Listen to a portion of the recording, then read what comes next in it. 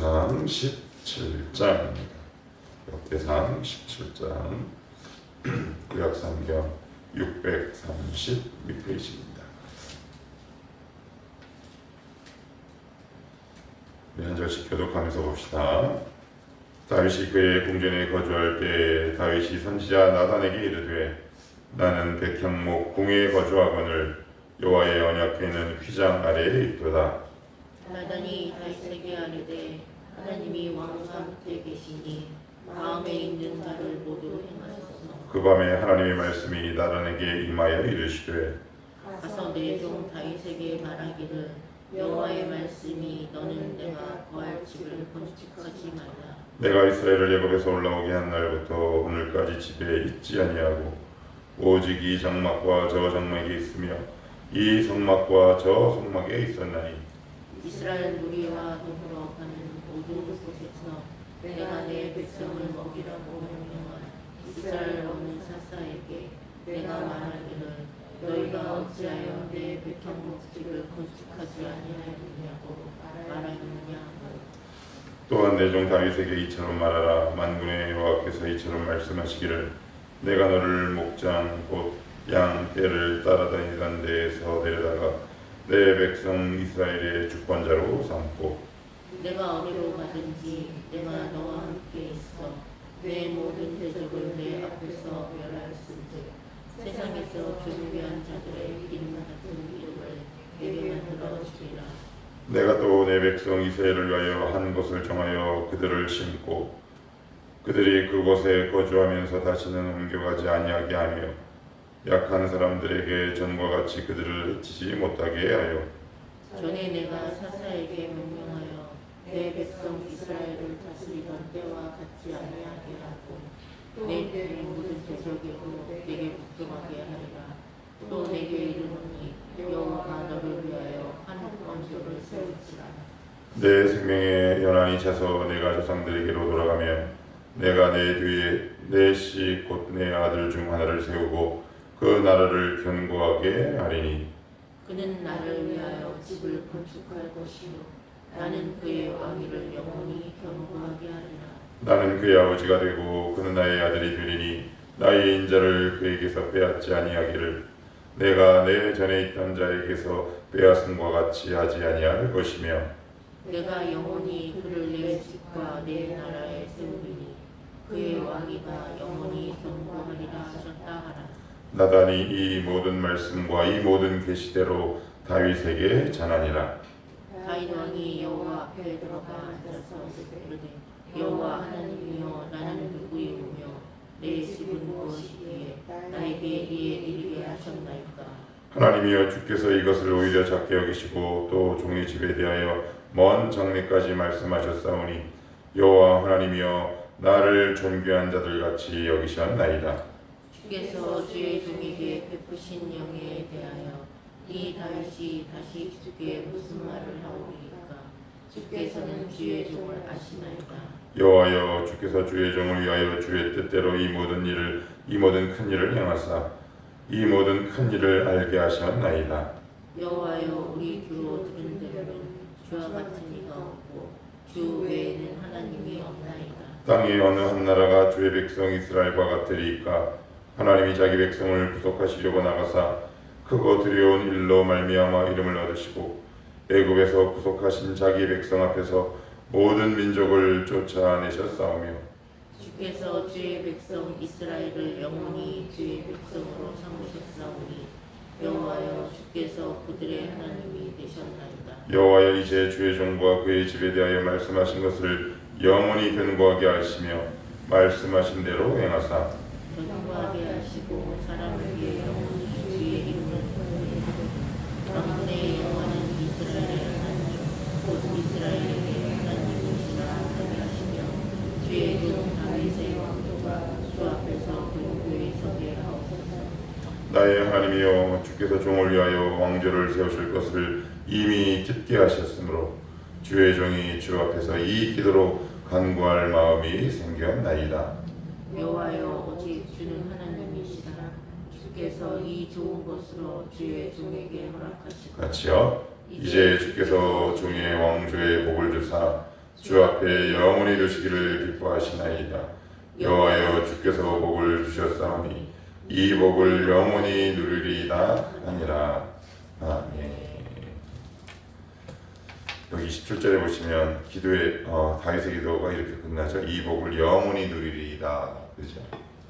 복은 늘 누리는 것이죠. 복은 늘 우리의 가까이 있습니다. 하나님과 만나면 내 주변에 있는 복들이 눈에 띄기 시작하고 하나님과의 관계가 단절되면 이 복들이 눈에 보이지 않죠. 그래서 우리는 늘 저주와 쓴뿌리를 향해 끊임없이 달려갑니다.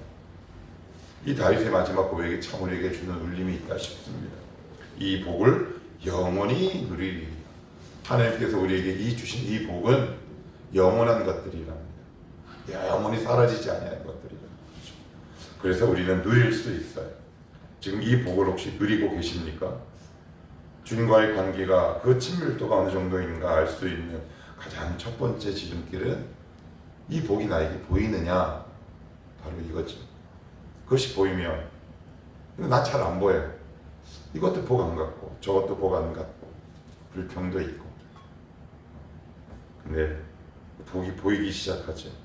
전에는 복으로 여겨지지 않았던 것들이 복으로 여겨집니다. 전에는 가치 없던 것들이 지금은 가치가 있게 되는 거죠. 전에는 저게 저렇게 귀한지 몰랐는데. 일례로 요즘은 사람들이 건강식을 많이 먹죠. 저는 어릴 때만 하더라도 가장 싫었던 반찬 두 가지가 있어요. 콩자반 무말랭이. 속된 표현으로 하면 징글징글. 그래서 안 먹고 다 버리고 갔습니다. 그래서 작은 어머니한테 얼마나 등짝 맞고 혼났는지 몰라. 이게 얼마나 귀한 건 줄 알아. 귀하긴 뭐가 귀해. 남들은 헤매다가. 근데 지금 지나고 보니까, 철이 들고 보니까, 세월이 변하고 보니까, 야, 한국산 콩자반 먹기가 하늘의 별따기고 무말랭이가 우리에게 정말 식이섬유를 제공하는 좋은 반찬이었구나 라는 것을 언제요? 지금 깨닫게 됩니다. 그러니까 하나님과 친밀해지면 이런 것들이 내 눈에 점점 띄게 됩니다. 그래서 감사하게 되는 거죠. 하나님 감사합니다. 당연합니다. 복이 자꾸 눈에 보이는데 감사가 일어나게 되죠. 그런데 관계가 멀어지면, 주님과의 관계가 단절되면 복이 안 보이죠. 쓴뿌리만 보입니다. 모든 사람이 원수로 보이죠. 그러니 감사가 나올 리가 없습니다. 이 마지막 기도의 제목이 참 우리의 것이다 싶고요. 이 기도 제목이 다윗의 고백이 아니라 나의 고백이 되었으면 좋겠다 싶습니다. 우리는 지금 계속해서 법궤에 관한 이야기를 쭉 살펴보고 있습니다. 13장에서 16장 다시 또 복습하지요. 13장 어떻게 됐습니까? 법궤를 모시고 오르다가 대실패. 14장에서 1절에 두로왕 히람이 목수와 목재를 보내요. 그래서 무엇을 짓습니까? 먼저 왕궁을 짓습니다. 그리고 나서는 다시 한번 말씀대로 돌아가자. 그래서 16장에 어떻게 해요? 법궤를 가지고 오죠. 근데 만약에 두로왕 히람이 법궤 옮겨오기 전에 목재를 줬다면 어떻게 됐을까요? 다윗은 반드시 성전을 줬을 겁니다. 그러니까 이게 성경을 읽으면서 이렇게 계속 쭉 한 성경을 이렇게 반복해서 읽다 보면 눈에 들어오는 것들이 있어요. 큰 그림들이 있더라고요. 그게 뭐냐? 하나님이 왜 두로왕 히람을 첫 번째 법궤 옮겨오는 것을 실패한 다음에 목수와 목재를 보냈는지, 위로와 격려의 차원인 동시에 만약에 처음부터 이것을 줬으면 다윗은 성전을 지을 수밖에 없었겠죠. 그의 열심에 의하면. 그러니까 때로는 우리의 실패가 하나님의 거절처럼 보이는 것이 사실 우리와 공동체와 하나님 나라의 유익이 되는 경우가 대부분이다 라는 겁니다. 오늘도 그 부분과 연관돼서 한번 본문을 살펴보시면 1절에 다윗이 그의 궁전에 거주할 때 다윗이 선지자 나단에게 이르되 나는 백향목 궁에 거주하거늘. 누가 주었어요? 두로왕 히람이. 이 백향목은 뭐라 그랬나요? 아주 좋은 최고급 건축 자재라 그랬어요. 고부라진 게 아니라 그랬어요. 포도나무는 뭐에만 써요? 땔감밖에 못 써요. 그래서 주님께서 요한복음 15장에 뭐라고 말씀하십니까? 너희는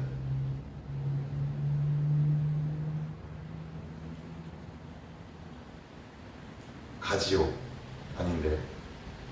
나는 포도나무요. 이렇게 말씀하시잖아요. 이게 포도나무에 딱 한 가지 생명은 뭐냐면 열매를 맺는 거 있는데 백행목은 이렇게 일자로 쭉쭉 뻗었어요. 그러니까 물건을 만들기가 되게 용이한 거죠. 거기에 이제 왕궁을 짓고 있는데 다윗의 마음이 너무 불편했나 봐요. 그래서 우리 주님 이 법궤는 텐트에 있는 것이 마음에 너무 불편해요. 그랬더니 2절 나단이 다윗에게 아뢰되 하나님이 왕과 함께 계시니 마음에 있는 바를 모두 행하소서. 그래요. 모두 행하소서. 그래요. 누가요? 나단 선지자가 누구에게? 다윗에게. 근데 이 말은 굉장히 위험한 말이에요. 뭐라고 얘기하냐면 하나님이 왕과 함께 계시니, 아마 선지자 보기에도 다윗이 아주 영성이 대단해 보였나 보죠. 근데 이거는 오바입니다. 이건 착각이에요. 그래서 3절 한번 읽어보시겠어요? 시작. 그 밤에 스톱. 무슨 밤에? 그 밤에. 그날 밤이란 뜻이에요. 그날 밤. 하나님이 바로 나단에게 탁 나타나서 이렇게 말씀하십니다. 그 밤에 하나님의 말씀이 나단에게 임하여 이르시되 가서 내 종 다윗에게 말하기를 여호와의 말씀이 너는 내가 거할 집을 건축하지 말라. 나단도 틀렸어요. 그죠? 이게 목사도 틀리고 권사도 틀리고 기도하는 사람도 틀릴 수 있어요. 우리는 완벽하지 않아요. 그래서 만약에 여러분들 신뢰할 만한 누가 이렇게 돼, 그 말을 고지고대로 믿으시면 안 돼요. 늘 최종적인 확인은 하나님의 말씀이에요. 안 그러면 그 교회는 1인 독재 체제로 갑니다. 그 목사에 끌려가요. 위험하지요. 나단 신실하지 않았나요? 안 그래요. 실수할 수 있죠. 잘못 전할 수 있단 말이에요. 근데 그 말을 고지고대로 믿고 목사님이 아니면 장로님이 이렇게 하래. 위험하다. 마지막 도장은 무엇을 통해? 말씀을 통해. 그래서 주님이 그날 밤에 나단에게 첫 번째 뭐라고 말씀하세요? 다윗이 마음에 품고 있던 그 소원을 거절하세요? 아니면 허락하세요? 짓지 말라. 우리 지난주에 요 비슷한 내용 살펴봤죠. 뭐예요? 내 기도 제목과 소원이 하나님이 거절하신다 해도 하나님은 나를 거절하신 것이 아니다 라고 얘기했어요. 그런데 한국 사람들 특별히 동일시한다 그랬어요. 내 기도 제목 안 들어주신 것 보니까 하나님은 나라는 존재를 거절하시는구나, 이렇게 동일시하는 경우가 대부분이다. 그래서 우리의 성경은, 우리가 써내려가는 성경은 5절부터 없어요. 무슨 얘기냐? 하나님 이거 해주시옵소서. 안 돼. 끝. 이거예요. 우리의 성경은, 우리의 신앙 일기는. 그러면 물어봐야죠. 하나님 왜요? 아니면 무슨 이유가 있으세요? 이렇게 물어봐야 되는데 안 된다 그러면 그냥 가버려요. 그러고 나서 주님을 오랜 시간 떠나 있죠. 그러니까 주님은 오늘도 계속해서 우리에게 안 되는 이유와, 그리고 그것도 아니면 기다릴 수 있는 힘과 여유와 인내를 주고 싶어 하시는데 안 된다 그러면 우리의 신앙 일기는 거기서 딱 멈춰요. 왜 그래요? 하나님이 나라는 존재를 거부한다라고 생각하기 때문에 그렇다. 이건 정말 건강하지 못한 신앙 습관이다. 이건 정말 바르지 못한 거예요. 여러분, 내가 지금 하는 기도 제목과 나와 어떻게 같습니까? 다르죠. 아니야 라고 말씀하세요. 그래서 그 아닌 이유를 굉장히 자세하게 설명하세요. 있잖아, 너 왜 내가 왜 안 들어주는 줄 알아? 그런데 우리는 그 음성에 귀를 기울이지 않으니까 일단은 늘 신앙의 입이 나와 있어요. 평안이 없죠. 기쁨이 없어요. 그러면 왜 안 그러시는지 이유를 들어봅시다. 왜 안 돼? 라고 얘기하시는지.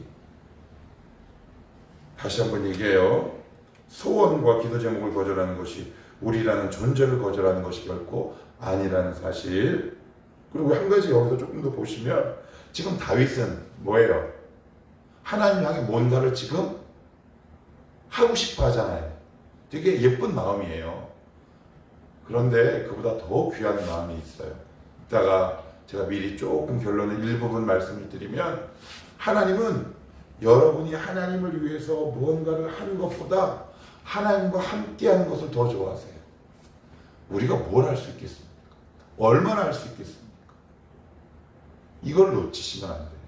마가복음에도 예수님이 제자 12제자를 부르실 때 3가지 이유를 딱 설명하세요. 그 첫 번째 이유가 뭔지 아십니까? 자기와 함께 있게 하시고, 이게 1순위라는 거예요. 가서 보내서 전도도 하시며, 전도가 2번째예요. 첫 번째 사명은 뭐다? 자기와 함께 있게 하신다, 이렇게 말씀하세요. 그러니까 다윗도, 근데 주님을 위해서 내가 뭔가를 하겠다, 그것이 나쁘다라는 것은 아니에요. 우선순위를 얘기하는 거예요. 그래서 하나님이 더 기뻐하시는 것은 뭔가를 하는 것도 굉장히 귀하고 아름답지만 그 전에 주님과 함께하는 것이 더 귀하고 아름답다. 그래서 뭐라고 말씀하시느냐? 자, 6절 한번 읽어봅시다. 6절 시작. 이스라엘 무리와 더불어 가는 모든 곳에서 내가 내 백성을 먹이라고 명령한 이스라엘 어느 사사에게 내가 말하기를 너희가 어찌하여 내 백향 목집을 건축하지 아니하였느냐 말하였느냐 하고, 그 다음에 또 어디 보시 8절 시작. 내가 어디로 가든지 내가 너와 함께 있어. 이게 무슨 이야기예요? 이게 무슨 이야기입니까? 성전을 지으면 어떻게 해요? 하나님 일단 성전 안에 갇히시죠. 그죠? 그러면 어떻게 해요? 백성이 성전으로 와야 되잖아요. 그런데 그렇게 할 필요 없다. 내가 가겠다라는 뜻입니다. 이게 얼마나 놀랍습니까? 아니야. 내가 갈게. 내가 갈게. 진성아, 내가 너한테 갈게. 이 사랑의 고백이 안 느껴지세요? 내가 너한테 갈 거야. 굳이 오지 않아도 돼. 그러면서 이스라엘 백성이 어떻게 지금까지 지킴과 보호를 받았는지 주님께서 쭉 말씀하고 계세요. 자, 8절 제가 다시 한번 볼게요. 내가 어디로 가든지 내가 너와 함께 있어 내 모든 대적을 내 앞에서 멸하였은즉 세상에서 존귀한 자들의 이름 같은 이름을 내게 만들어 주리라. 이렇게 말씀하세요. 그러니까 하나님은 이미 우리에게 다가오시는 거예요. 하나님이 우리에게 오시는 것을 뭐라 그래야 네 글자로? 임마누엘이라고 말씀하시죠. 우리가 하나님을 찾는 의지보다 하나님이 우리를 찾는 의지가 훨씬 더 커요. 전 이거 몰랐어요. 그런데 우리가 하나님을 찾아야 돼요. 그런데 정말 큰 건 내가 하나님을 찾으려고 하는 노력과 의지보다 하나님이 나를 찾아오려고 하는 의지와 그 노력이 비교할 수 없을 만큼 크다. 그래서 오늘 저와 여러분이 이 자리에 앉아 있는 거예요. 우리는 이렇게 생각하기 쉬워요. 아, 내가 오늘 왔구나. 아니요. 하나님이 여러분을 찾은 결과가 오늘 여기에 온 거예요. 여러분 그게 믿어지세요? 저는 믿어져요. 아, 그렇구나. 하나님이 끊임없이 나를 찾아오셨구나. 그래서 내가 하나님을 찾을 수 있었구나. 지금 다윗에게 하나님은 그걸 말씀해주고 있는 거예요. 그러니 성전을 지을 이유와 필요가 전혀 없다. 그러면 중요한 거, 다윗의 소원이 거절된 게 감사한 거예요? 아니면 화가 나는 거예요? 감사한 거죠. 여러분 때로는 거절 감사해 본 적 있어요? 그거 왜 그러냐? 하나님의 말씀에 설득당하지 않은 거예요. 주님께 설득당해 본 경험이 없어요. 왜? 늘 내가 하나님을 설득하고 싶은 거예요. 여러분 신앙은 하나님에 의해서 내가 설득당하는 거예요. 말씀을 통해. 야, 이렇다. 저는 설득당했다는 말이에요. 제가 믿음이 좋은 게 아니에요. 하나님이 저를 설득하셨어요. 진성아, 너는 이렇고 너는 이래. 그래서 저희 55년의 인생을 표현하면 하나님의 수용과 설득이라고 말씀드리고 싶어요. 하나님이 끊임없이 저를 설득하고 수용하셨어요. 그런데 우리는 하나님을 설득하고 싶어요. 아니에요. 신앙은 내가 하나님을 설득하는 것이 아니라 하나님이 나를 설득하는 것이다. 그럴 때 이제 손이 들어져요. 알겠습니다. 그 뿌리 쑥 하고 잘려요. 여러분 우리 뿌리 얼마나 많은 줄 아세요? 뿌리 엄청 많습니다. 사람들 원망의 뿔, 쓴뿌리의 뿔, 미움의 뿔, 저주의 뿔. 지금 그 말씀하고 있는 거예요. 그러니까 오히려 뭐라고 말씀하냐? 그래서 이렇게 다윗이 25절에 이렇게 얘기합니다. 한번 읽어 보시겠어요? 자, 25절 시작. 나의 하나님이여, 주께서 종을 위하여 왕조를 세우실 것을 이미 듣게 하셨으므로 주의 종이 주 앞에 이 기도로 간구할 마음이 생겼나이다. 이게 무슨 말이에요? 하나님의 말씀을 듣고 보니 더 기도할 마음이 생겼습니다. 그래요. 여러분, 기도할 힘을 어디서 얻습니까? 하나님의 말씀을 통해 얻고 있는 겁니다. 이게 무슨 얘기예요? 하나님 나에게 말씀하시옵소서. 하나님 저를 설득시켜 주시옵소서. 이 말 아닙니까? 하나님이 지금 다윗을 만나서 설득하신 거예요. 야, 이건 이렇고 저건 이렇다. 아, 그 말씀을 듣고 보니 오히려 제가 기도하고 싶은 마음이 더 생겼습니다. 이렇게 말씀하고 있다는 말이에요. 여러분, 여러분의 기도가 뭔가요? 우리의 기도가 뭔가요? 하나님을 설득시키는 것이 아니라 우리의 기도의 주제의 핵심은 바로 이거예요. 하나님, 저를 설득시켜 주시옵소서. 이 말은 무슨 뜻이에요? 하나님의 말씀이 내 귀에 더 잘 들리게 하옵소서. 이게 중요하죠.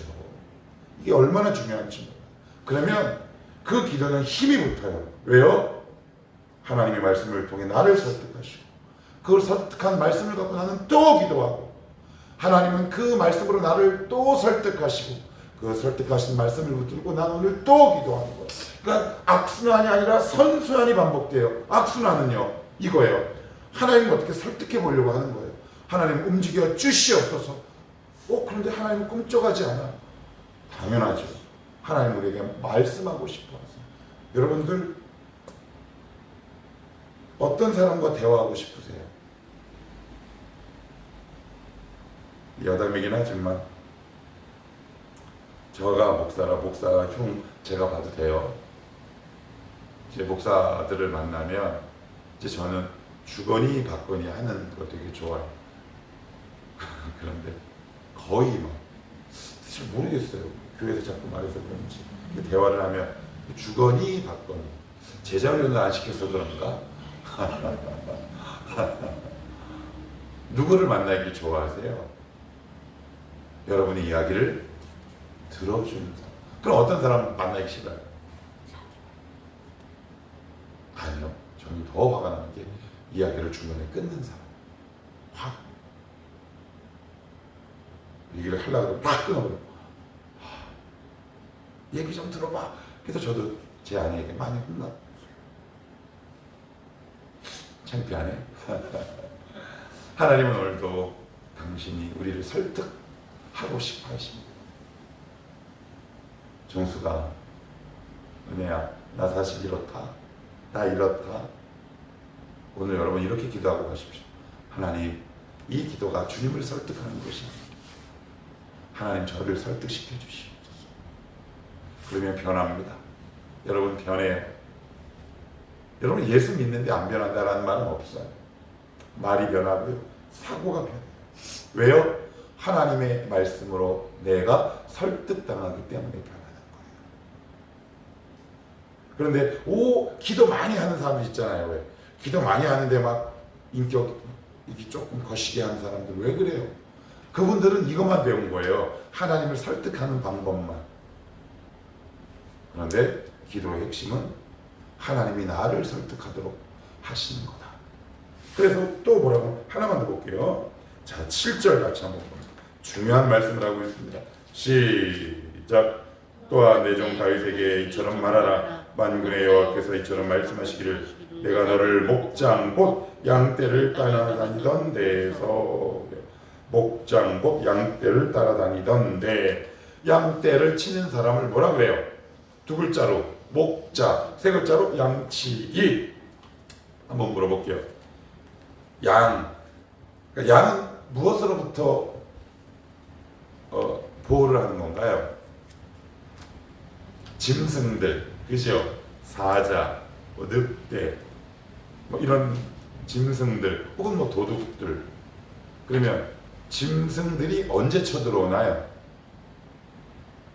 시간을 정해놓습니까? 시도 때도 없어. 그래서 중요한 게 있어요. 예배는 어떻게 드립니까?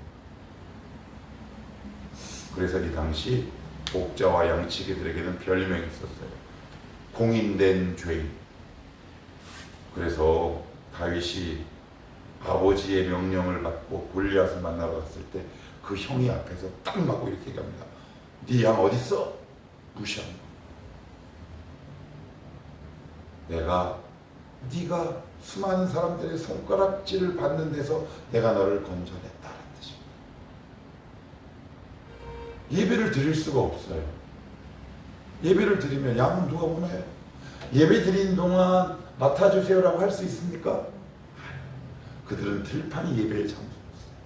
하나님 앞에 제대로 예배할 수 없었다. 그런데도 다윗의 신앙이 견고한 곳이 놀랍죠. 거기서 내가 너를 구원했다 라고 말씀합니다. 그러니까 다윗이 얼마나 감격했겠습니까? 아, 내가 이렇게 비참한 존재였는데 하나님이 나를 구원하셨어. 자, 그러면 이 하나님의 말씀에 다윗이 설득 당했을까요? 안 당했을까요? 당했겠지. 그래서 진짜 내는 내가 하나님을 움직이는 게 아니라 하나님의 말씀으로 내가 움직이는 거지. 오늘 기도가 하나님을 움직이시기는 하되 동시에 하나님이 여러분들을 더 많이 움직이는 기도가 되기를 축복합니다. 그래야 그 인생이 정말 힘이 납니다. 그래야 그 기도가 정말 능력이 있습니다. 여기 오늘 고백, 이 다윗의 고백이 저와 여러분의 것이 되기를 축복합니다. 기도합시다.